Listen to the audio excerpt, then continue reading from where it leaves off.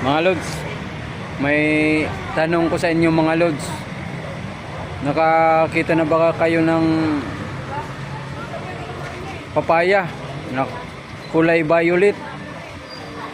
Yan, ipakikita ko sa inyo, may nakita ako dito.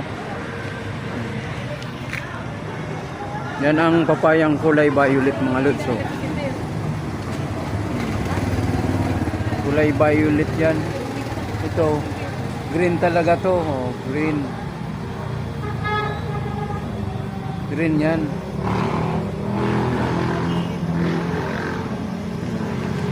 Yan ang palaging nakikita nyo na kulay.